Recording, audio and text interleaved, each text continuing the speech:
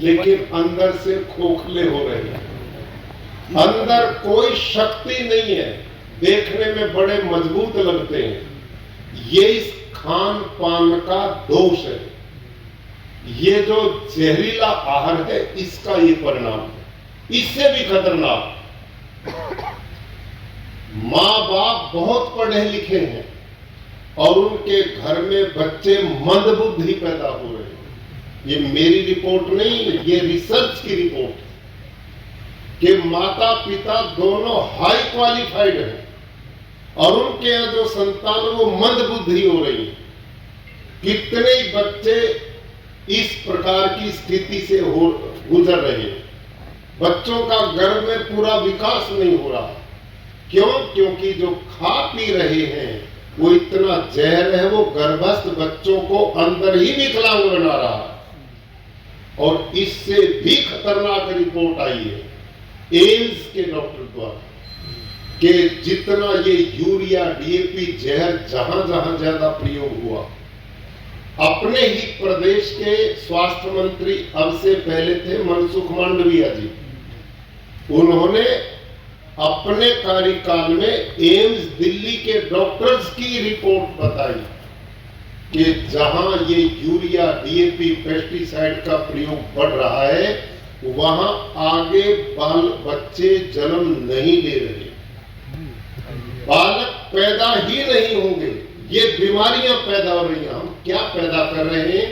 अब बताओ, इन चुनौतियों का मुकाबला आप जैसे भले आदमी नहीं संभालेंगे तो कैसे ये दुनिया बचेगी? कितनी गंभीर स्थिति से हम गुजर रहे हैं।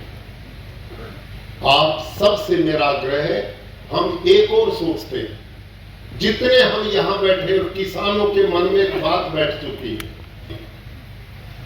लेकिन भाइयों और बहनों, उत्पादन कम होता है जैविक खेती से, ऑर्गेनिक फार्मिंग से। प्राकृतिक खेती और ऑर्गेनिक फार्मिंग में जमीन आसमान का अंतर है। जिस प्राकृतिक खेती का प्रचार मैं करता हूं, उसमें उत्पादन कम उन्हीं का होगा जो प्राकृतिक खेती के सभी 5 नियमों का पालन नहीं करते। हमारी प्राकृतिक खेती में 5 आयाम है कि आप बीज को बढ़िया सिलेक्ट करके और उसको बीजामृत से संस्कारित करना, बीजामृत उसमें छिड़क करके रखना है। क्यों रखना?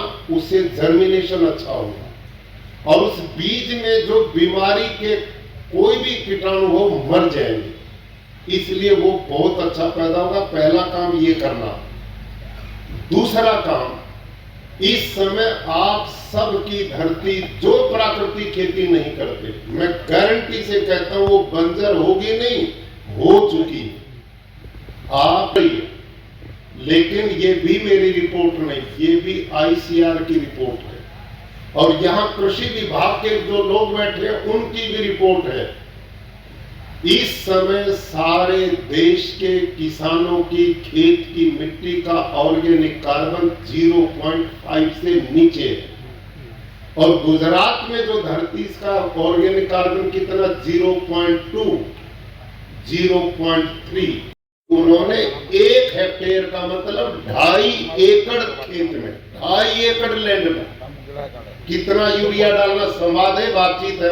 अब मेरे पीछे बोलना, आपने चुप नहीं बैठना मेरी क्लास में, नहीं तो मैं मानूंगा बड़े कमजोर विद्यार्थी, कपड़े ही बढ़िया हैं। ठीक है, तो बोलो आप, 2.5 एकड़ जमीन में कितना यूरिया डालना है? 13 किलो। 13 किलो 2.5 एकड़ में डालने की सिफारिश की थी। आज कितना डाल रहे हैं? 13 थैले। क्यों साहब, गलत तो नहीं है? और जो आलू लगाते हैं ना खेत में, आपके आलू लगाता कोई? नहीं लगाता है। मेरे यहां लगाते हैं आलू। कुरुक्षेत्र हरियाणा, जहां महाभारत का युद्ध हुआ था, मैं वहीं का रहने वाला हूं। वहां आलू लगाते हैं हमारे किसान। जब आलू लगाते हैं तो पूरी धरती को यूरिया डीएपी ऐसे बैग से नहीं डालते हो, ट्रॉली में भरते हैं ट्रैक्टर की, और उससे फिर फावड़े से बिखेरते चलते हैं, पूरी धरती को व्हाइट सफेद बना देते हैं, पूरी धरती को। 1 एकड़ में 13 बैग डालते हैं वो 1 एकड़ में, और डॉक्टर स्वामीनाथन ने कहा 2.5 एकड़ में 13 किलो डालना है, और ये 13 थैले डालते हैं, और उसके बाद भी उत्पादन नहीं बढ़ रहा। क्यों नहीं बढ़ रहा? क्योंकि अब धरती का ऑर्गेनिक कार्बन बचा ही नहीं, इसलिए डालने पड़ते। धरती बढ़ता ही जाएगा। और मेरे आदरणीय किसान भाई और बहनों, एक जमाना ऐसा आएगा, यूएनओ की रिपोर्ट है कि अगले 40-50 वर्ष तक यदि आप यही खेती करते रहे जो कर रहे हैं, तो आपकी धरती माँ ऐसी बन जाएगी जैसे घर का फर्श होता है, उसमें तिनका भी पैदा नहीं होगा, यूरिया डीएपी डाल के भी कुछ नहीं पैदा होगा। अब आपको ये बात समझनी चाहिए, क्यों नहीं पैदा होगा, कि ये जो धरती माँ है इसमें होते हैं सूक्ष्म जीवाणु, और वो सूक्ष्म जीवाणु, अळसिया, मित्र कीट, वही ये जो यूरिया डीएपी आप डालते हो ना, इसको भी पौधे का भोजन बनाने का काम वही सूक्ष्म जीवाणु करते हैं। जब वो सूक्ष्म जीवाणु बचेंगे ही नहीं तो आपका पौधे का भोजन बनाएगा कौन? नहीं समझ में आई बात? मेरी माँ बहनें बैठी हैं, ध्यान करो मेरी बहनों, आपके छाण कौन डालता है? पेस्टिसाइड और इंसेक्टिसाइड कौन डालता है? और पानी कौन देता है? कोई नहीं देता। लेकिन जब फल लगने का समय आता तो जंगल का पेड़ फलों से लद जाता है, और जंगल के पेड़ के किसी भी एक पत्ते को तोड़ो और प्रयोगशाला में, लेबोरेटरी में ले जाओ, उसमें एक भी पोषक तत्व की कमी नहीं मिलेगी। उसमें जितना phosphor, zinc, potash, magnesium, iron, copper, जो भी तत्व चाहिए उस पत्ते में सारे मिलेंगे। वो कहां से आ गए?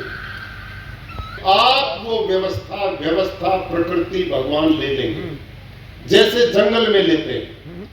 जंगल में आपने वैसे तो रुकने वाला नहीं था, रुका, लेकिन आपने देखा होगा 1 महीने में जिस गंगा पे करोड़ों रुपए खर्च हो गए शुद्धिकरण का, वो भी अपने आप शुद्ध हो गई, जमुना भी शुद्ध हो गई, पहाड़ पर्वत भी ठीक हो गए, समुद्र भी शुद्ध हो गए, और रात को आसमान के तारे भी दिखने लगे।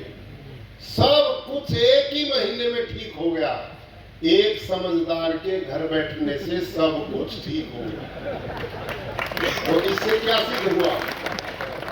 इससे क्या सिद्ध हुआ कि जहां जहां संतन के पैर पड़ते वही बंटा ढार है। अन्य प्राणियों ने कुछ नहीं करते बेचारे। ऊंट, गधा, गाय, बकरी, जंगली जानवर, पक्षी, जीव जंतु सब लॉकडाउन से बाहर थे, बल्कि वो इतने खुश हुए इन दिनों, वो जंगलों से हमारे शहरों की गलियों में घूमने आ गए, इतने प्रसन्न थे वो। तो ये जो समझदार है ना, अपनी बुद्धि का इतना प्रयोग करता, हर चीज में प्रयोग करते हैं, हर चीज में उसकी गलती निकालते बनाने वाले की, और उसके हम मंदिर बना के पूजा भी बहुत करते हैं, नाम भी हम बहुत लेते हैं, कोई गुरुद्वारे में, कोई मस्जिद में, कोई मंदिर में, सब नाम लेते मानते उसकी है ही नहीं। फल खाएंगे ना, फल कोई भी, उस पर नमक छिड़कते हैं, क्योंकि भगवान डालना भूल गया था। हम इतने समझदार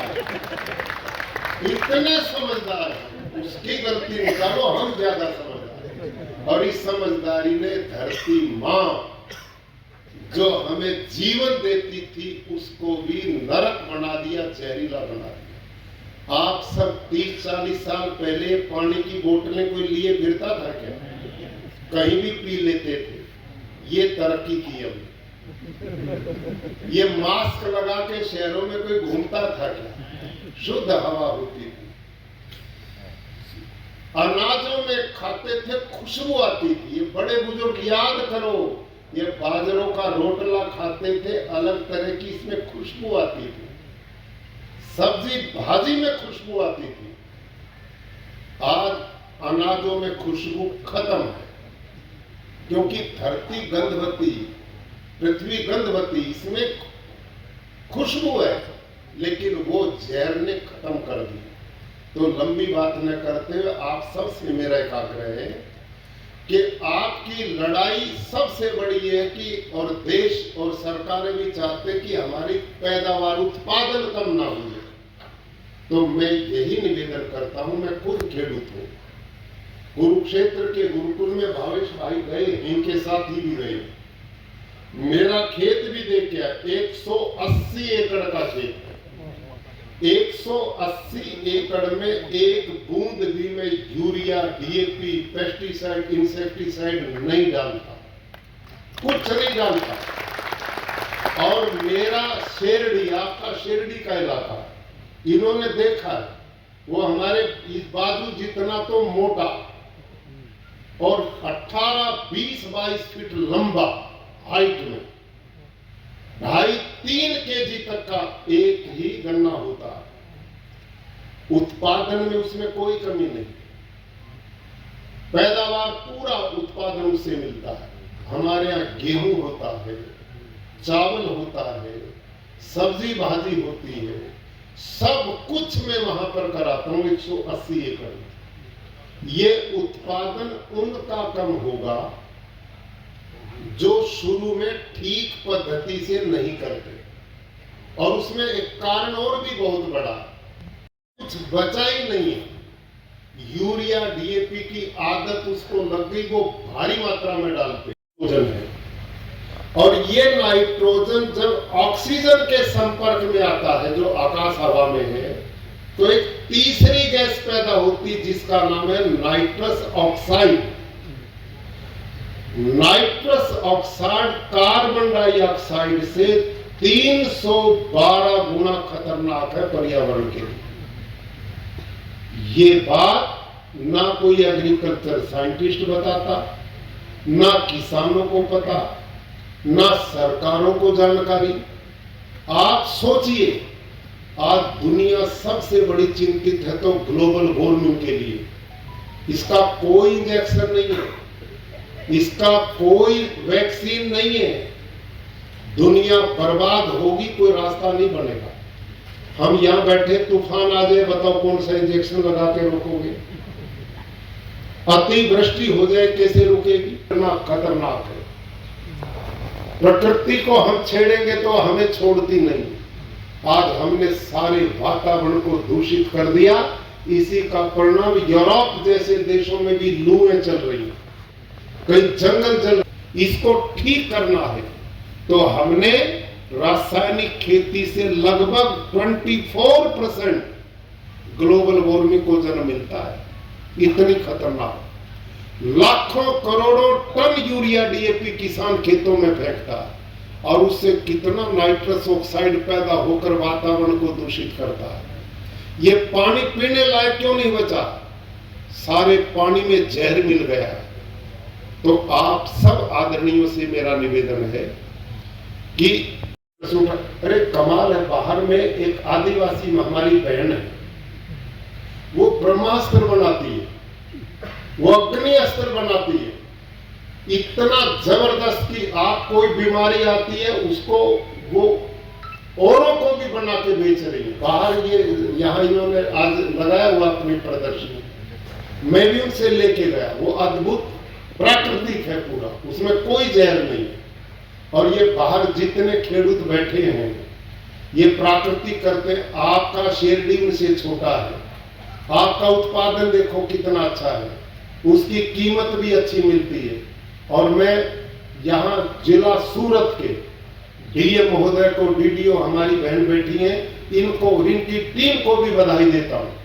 और हमारी आत्मा और किसान के जो इस मिशन पर हमारे लगे वो भी बधाई के पात्र हैं। आज सूरत जिला प्राकृतिक खेती की दृष्टि से बहुत तेजी से आगे बढ़ रहा है। और यहाँ पे ये जितने हमारे खेडूत हैं ये जबरदस्त काम कर रही है और बाजारों में इनके लिए अभी हमारी बहन वीडियो